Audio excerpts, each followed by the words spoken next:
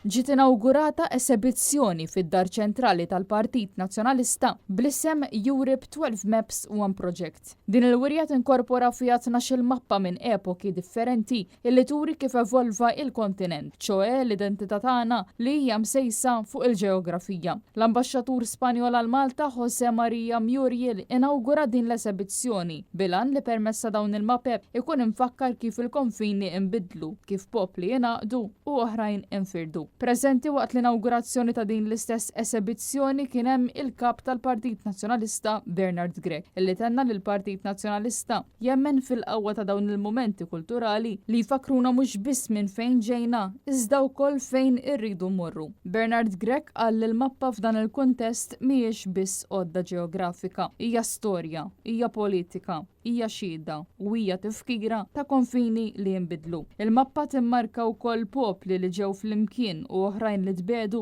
u f'xi każin anke alleanzi u ta' konflitti. Il-kap tal-Partit Nazzjonalista irringrazzja lill-Ambaxxata Spanjola u l-Segretarju Internazzjonali tal-Partit Nazzjonalista Beppe Gallia talli għamlu din il-wirja possibbli. Preżenti kien hemm ukoll is-Segretarju Ġenerali tal-Partit Nazzjonalista Charles Bonello, ix-Shadow Minister Beppe Feneka Dami u s-Segretarju Eżekuttiv Organizzattiv Stefan Caruana.